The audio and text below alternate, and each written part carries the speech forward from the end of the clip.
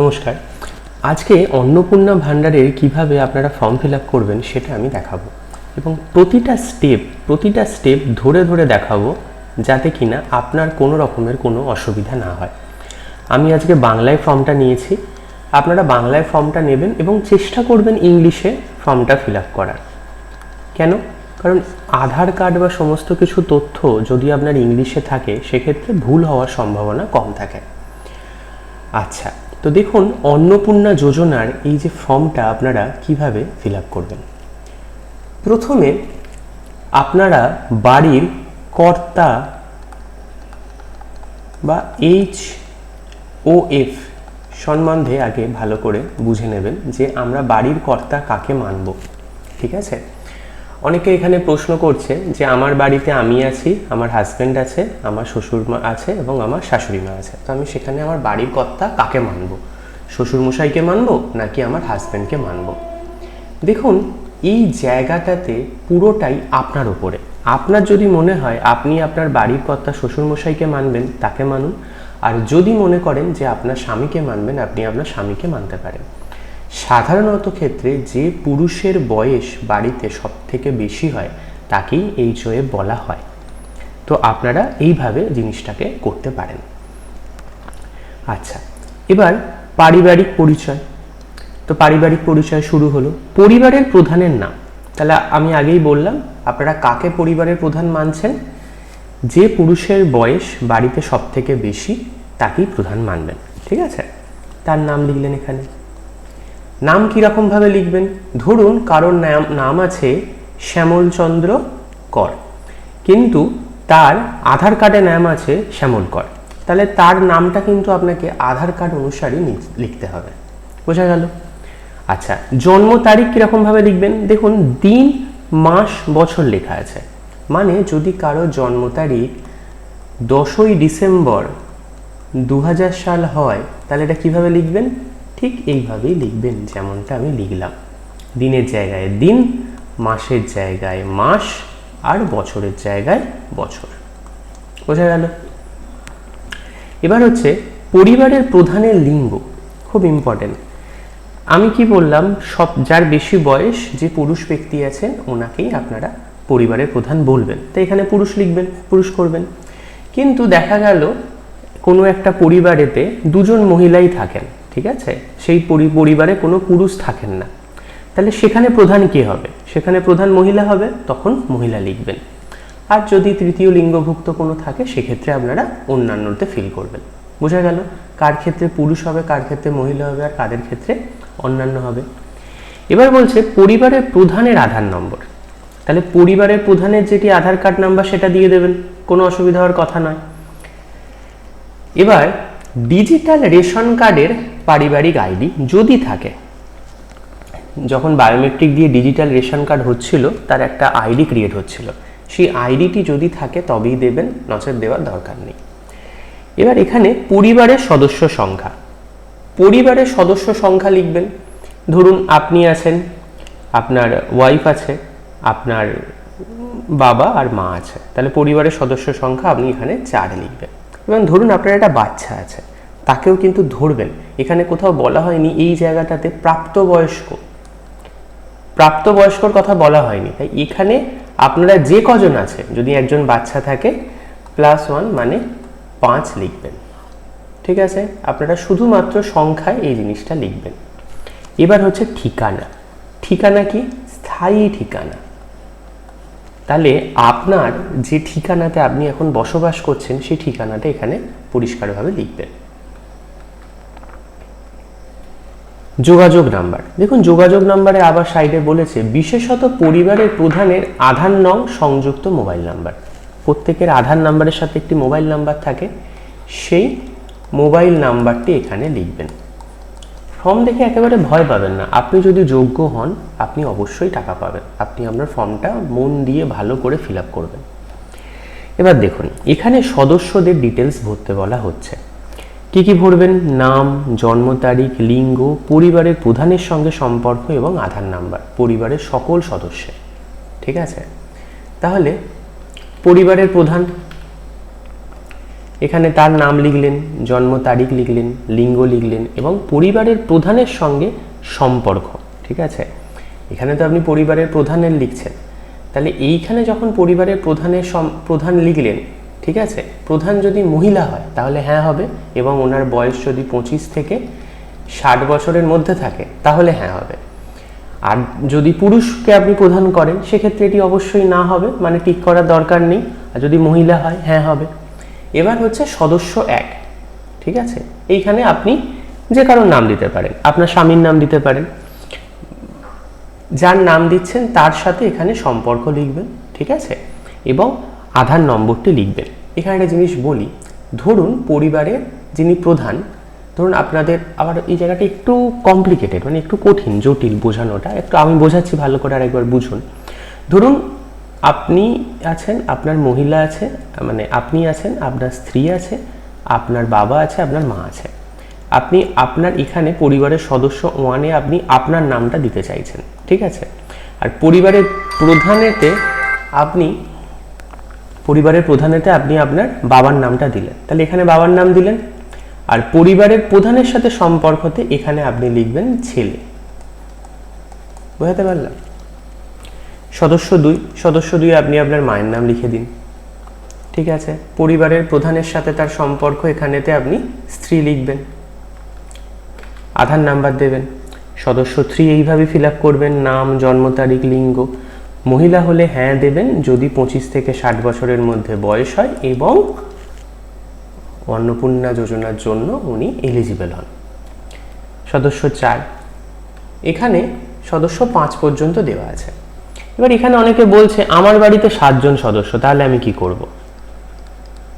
সরকার চায়নি, আপনি আপনার বয়স অনুপাতে 5 জন সদস্যের নাম এখানে লিখুন, তাহলেই হবে। 10 নম্বর পর কি বলছে? পরিবারের প্রধান এবং পরিবারের সকল প্রাপ্তবয়স্ক সদস্যের ব্যাংক অ্যাকাউন্ট নগদ অর্থ স্থানান্তরিত করার জন্য। সবার অ্যাকাউন্টে নিশ্চয়ই স্থানান্তরিত করবে না, কিন্তু সরকার দেখতে চায় সরকারি খাত থেকে সবাই কত টাকা পাচ্ছে। তাই এখানে HUF এর bank account number, IFSC code দেবেন। সদস্য 1, সদস্য 2 যেমন যেমন আছে, আপনি ওখানে যাদের সদস্য 1 করেছিলেন তাদের নাম্বার দেবেন, IFSC কোড দেবেন।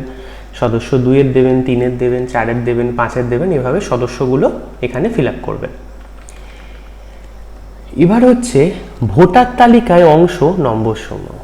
কিছুদিন আগে SIR হয়েছে, সরকার চাইছে কম লোককে টাকা দেব। ঠিক আছে, তো যাই হোক, HOF এর এপিক নাম্বার, মানে যিনি প্রধান ওনার ভোটার নাম্বারটা দেবেন। বিধানসভার ক্ষেত্র অংশ, SIR সবাই ফিল আপ করেছেন, এইগুলো সবার এখন মুখস্থ হয়ে গেছে, সেই হিসাবে দেবেন। সদস্য 1-এর ওইভাবে 2, 3, 4, 5 সবাই যেমনভাবে আছে এপিক নাম্বার এবং বিধানসভার ক্ষেত্র ও অংশ নাম্বারটি দেবেন। আশা করি এখানে কোনো অসুবিধা নেই। এবার এখানে একটা বিভাগ, এইখানে দেখুন অসংরক্ষিত, তফসিলি জাতি, OBC এবং বিশেষভাবে ঝুঁকিপূর্ণ জনজাতি গোষ্ঠী। এই জায়গাটা আপনার পরিবারের যিনি প্রধান ওনার যেটা জাতি সেটা আপনি দেবেন। ঠিক আছে, যদি ওনার জাতি SC হয় SC দেবেন, ওনার জাতি UR হলে UR দেবেন, বা যে জাতিটা আছে সেই জাতিটা দেবেন। এবার হচ্ছে রেশন কার্ড বা খাদ্য ভর্তুকি। তাহলে আপনার কি ডিজিটাল রেশন কার্ড আছে, হ্যাঁ কি না এখানে দেখে নেবেন। যদি হ্যাঁ থাকে হ্যাঁ, না থাকলে না। সবার হ্যাঁই হয়, আমি হ্যাঁতে টিক দিলাম। যদি হ্যাঁ হয় তবে কার্ডের ধরন উল্লেখ করুন। আপনার যে কার্ডগুলো আছে সেগুলো একবার দেখে নিন, কোন কার্ডটা লেখা আছে সেই হিসাবে আপনি এখানে টিক দিতে পারেন আপনার কার্ডের ধরন অনুসারে। এখানে একটা প্রশ্ন করছে, পরিবারের রেশন দোকান থেকে মাসিক রেশন তুলছেন কিনা। যদি তোলেন হ্যাঁ লিখুন, যদি না করেন না লিখুন। এখানটা আবার একটা সম্পদের জায়গাতে আসছে। ঠিক আছে, সরকার আপনার কাছ থেকে সমস্ত খুঁটিনাটি কিন্তু জানতে চাইছে। বাড়ির ধরন, আপনার বাড়িতে কি 3 বা তার বেশি পাকা ঘর রয়েছে? যদি হ্যাঁ হয় হ্যাঁ, যদি না হয় না, যেটা হয় সেটা লিখবেন। পরিবারের জমির মালিকানা, দেখুন রেজিস্ট্রেশন নথি, মিউটেশন নথি, হালদা তারিখ, জমির রেকর্ডের কপি। পরিবারের জমির মালিকানা যদি থাকে তাহলে হ্যাঁ লিখবেন, নচেত না লিখবেন। পরিবারের সকল সদস্যের মোট জমির পরিমাণ, রেজিস্ট্রেশন নথি, সর্বশেষ আরও জমির নথি। তাহলে পরিবারের সকল সদস্যের যা পরিমাণ আছে সেটা শতক হিসাবে লিখবেন। এবার অনেকে বলতে পারেন যে আমার দাদুর নামে জমি ছিল 10 শতক, দাদু মারা গেছে, সেই জমি আমরা মিউটেশন করাইনি, তো সেক্ষেত্রে কি করব? ভালো প্রশ্ন। সেক্ষেত্রে এইটা আপাতত বাদ দিয়ে যে জমির পরিমাণ হবে সেইটা লিখবেন, ঠিক আছে? এবার আপনার পরিবারে কোনো সদস্য কি অবাণিজ্যিক মোটর চালিত 4 চাকার গাড়ি আছে? অবাণিজ্যিক মানে প্রাইভেট ভেহিকেল আছে, মানে আপনার কি গাড়ি আছে 4 চাকা চালান? তাহলে উল্লেখ করুন, রেজিস্ট্রেশন নাম্বার উল্লেখ করুন। পরিবার ভিত্তিক সদস্যদের স্বাস্থ্য বীমা, ঠিক আছে, স্বাস্থ্য বীমা থাকলে উল্লেখ করুন, না থাকলে না উল্লেখ করুন। বিমার অঙ্ক, বিমার কত টাকা প্রিমিয়াম দেন, সবারগুলো এখানে ফিল আপ করতে বলেছে। HUF মানে হেড অফ ফ্যামিলি, সদস্য 2। আমি একটা এখানে ধরুন উদাহরণ দিচ্ছি। ধরুন আপনার সাম অ্যাসিওর্ড মানে হচ্ছে বিমার অঙ্ক, ধরুন 5 লাখ টাকার আপনার বিমা আছে, ঠিক আছে, 5 লাখ টাকার আপনার বিমা আছে, যার প্রিমিয়াম দেন আপনি 10,000 টাকা। তাহলে এটা এইভাবে লিখবেন। যদি SBI জেনারেলে থাকে তখন সেটা বেসরকারি হবে, যদি কোনো সরকারি ন্যাশনাল ইন্স্যুরেন্সে থাকে তাহলে সেটি সরকারি হবে। এইভাবে এটি ফিল আপ হবে। এভাবে সদস্য 1 2 3 4 5 ফিল আপ করলেন। এবার বলছে কোনো সদস্য কি আয়কর বা পেশাগত কর প্রদান করেন, মানে প্যান বা পি ট্যাক্স প্রদান করেন। পি ট্যাক্স হচ্ছে যদি আপনারা কোথাও সার্ভিস করেন, সেই যেখানে সার্ভিস করছেন সেই সংগঠন সরকারকে যে ট্যাক্সটা দেয় স্টেট গভর্নমেন্টকে, সেটা পি ট্যাক্স বলা হয়। আর প্যান থাকলে আপনারা নিজেদের দিতে পারেন। এবার বলছে পরিবারের সদস্যদের প্যান কার্ড উল্লেখ করুন যদি কিনা প্যান কার্ড থাকে। তাই সেই হিসাবে আপনারা প্যান কার্ড উল্লেখ করবেন, প্যান কার্ডে যা নাম্বার আছে। এবার কর্মসংস্থানের ধরন, ঠিক আছে, পরিবারের যারা আছে তাদের কর্মসংস্থান কে কোথায় কি কাজ করে সেটি এখানে দিতে লাগবে এবং সবার দিতে লাগবে।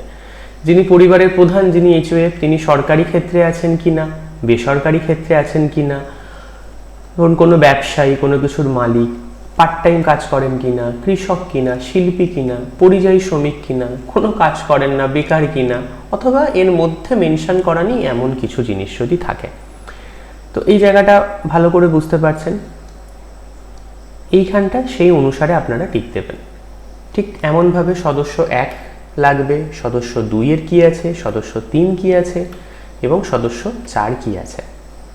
এবার পরিবারে শিক্ষিত প্রাপ্তবয়স্ক সদস্যের সংখ্যা ও পরিবারে অশিক্ষিত প্রাপ্তবয়স্কদের সংখ্যা, ঠিক আছে। শিক্ষিত অশিক্ষিত, যদি মাধ্যমিক পাস হন বা 8 পাস হন সেক্ষেত্রে শিক্ষিত ধরবেন, নচেত অশিক্ষিত ধরবেন, ঠিক আছে।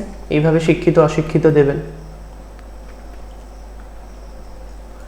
এবার বলছে কোন সদস্য কি কোনো সাংবিধানিক পদ, মন্ত্রী, সংসদ, বিধায়ক, পৌরস্থানীয় সংস্থা, পঞ্চায়েত সংস্থার প্রাক্তন বর্তমান ধারক, যদি ভোটে দাঁড়ায় আর কি, তাহলে তার লিখবেন এবং তার সদস্য সংঘ নম্বর এখানে লিখবেন। যদি সরকারি পেনশনভোগী হন তার সদস্য সংঘ নাম্বার লিখবেন। যদি GST থাকে অধীনে তখন GSTর ক্ষেত্রে লিখবেন, ঠিক আছে। পরিবারের মোট বার্ষিক আয়, এই জায়গাটা সুন্দর করে যে সংখ্যাটা হয় সেই সংখ্যাটাই লিখবেন, কম করে দেখাবার দরকার নেই, যেটা প্রয়োজন সেটাই লিখবেন, যেটা আছে সেটাই লিখবেন, ঠিক আছে। CAA আবেদনের বর্তমান অবস্থা যদি থাকে, অনেকের SIR এর নাম বাদ গেছে, হিন্দু CAA এর আন্ডারে থাকতে চান, তো সেক্ষেত্রে এটা আপনাদের জন্য। এই জায়গাটা আপনারা আপনাদের মতো করে ফিল আপ করবেন। 3টেই অপশান দেওয়া আছে, প্রযোজ্য নয় সবার জন্য। যদি নাম বাদ না থাকে তাহলে প্রযোজ্য নয় ঠিক হবে। যদি আবেদন করেন সেক্ষেত্রে আবেদন করবেন, আর যদি না হয় মানে যদি ইস্যু করা হয়ে গেছে তাহলে ইস্যু করাতে টিক দেবেন। 3টেই অপশান আপনার কাছে। তো এখানে কিন্তু CA যদি থাকে, মানে এমন হয়েছে আপনার নাম বাদ গেছে আর আবেদন করেননি, এদের জন্য কোনো অপশান কিন্তু নেই, আপনাকে আবেদন করতেই হবে। আচ্ছা, এবার হচ্ছে এখানে কিষাণ ক্রেডিট কার্ড, KCC, এই জিনিসগুলো নিয়েও আবার এখানে কিছু দিচ্ছে। কেন দিচ্ছে? কারণ এই জিনিসগুলো থাকলে সরকার বিভিন্ন রকমের ভর্তুকি দেয়। তো একই পরিবারের সবাই ভর্তুকিতে চলছে, এই জিনিসটা সরকার চাইছে না। সরকার চাইছে যেখানে যোগ্য মানুষ যারা সত্যিই পাচ্ছে না তাদেরকে ভর্তুকি দেওয়া হবে। তো এখানে সেই হিসাবে আপনারা ফিল আপ করবেন। যদি কিষাণ, KCC থাকে বা এর মধ্যে যে কোনো কিছু থাকে তাহলে আপনার আইডির সংখ্যা যে তারিখে সেটা ইস্যু করা হয়েছে সেটা এখানে ফিল আপ করবেন। যদি এসআইআর এর মামলাটি আপনার ট্রাইব্যুনালে বিচারাধীন কিনা, অনেকের নাম বাদ গেছে, ট্রাইব্যুনালে চলেছে, তো সেই হিসাবে আপনারা এখানে আপনাদেরটা ফিল আপ করবেন।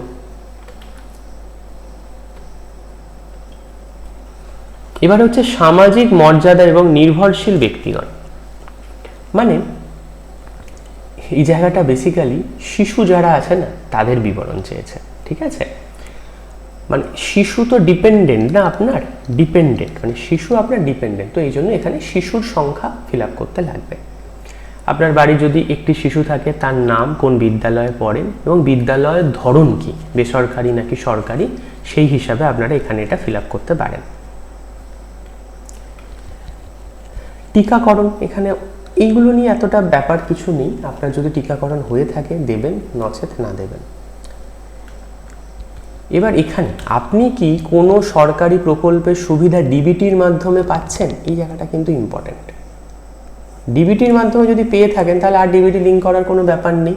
তো সেক্ষেত্রে পরিবারের প্রধান যদি পায় হ্যাঁ অথবা না, কি প্রকল্প পাচ্ছেন তার নামটা এখানে দিতে লাগবে, এবং সদস্য 1, 2, 3, 4, 5 যে সদস্য আছে সবার এখানে দিতে লাগবে, হ্যাঁ কি না। এবং সেটা কি প্রত্যাহার করতে চান, দেখুন কীরকম বলছে, ডিবিটি যদি আপনার থাকে বা যদি নেন সেটা তাহলে প্রত্যাহার কি করতে চান। যাই হোক, সরকার যা ডিসিশন নিয়েছে সেটাই। তো এখানে প্রকল্পের নাম অপশান দিয়েছে, কারণ অনেক রকমের প্রকল্প থাকে, তো সেই হিসাবে আপনারা এটা ফিল আপ করতে পারেন। এবং আমি এই মর্মে ঘোষণা করছি যে উপরে প্রদত্ত তথ্য আমার জ্ঞান ও বিশ্বাস অনুযায়ী, আপনাকে সম্মতি দিতে হবে এখানে সবার জন্য, ঠিক আছে। এবং এইখানেতে আপনার সই করবেন, ঠিক আছে। আচ্ছা, এইখানেতে যে সইটা করছেন, এই সইটাতে অনেকের অপশান আসছে যে সইটা কি হেড অফ ফ্যামিলি করবে নাকি অন্য কেউ করবে, হেড অফ ফ্যামিলি যদি শিক্ষিত হন তাহলে করবেন, আর যদি হেড অফ ফ্যামিলি শিক্ষিত না হন তাহলে তার পরবর্তী যাকে আপনারা, যার যে পুরুষ মানুষ বা যে মহিলা মানুষের যে কারো আপনি এখানে সই করতে পারেন, ঠিক আছে। সেরকম কিছু অসুবিধা এখানে নেই। আশা করছি ভিডিওটি ভালো লেগে থেকেছে। প্লিজ চ্যানেলটিকে সাবস্ক্রাইব করবেন। কোনো অসুবিধা থাকলে কমেন্ট করে জানাবেন, যা অসুবিধা কমেন্ট করবেন, আমি আপনার জন্য সারাক্ষণ আছি উত্তর দেওয়ার জন্য। ধন্যবাদ।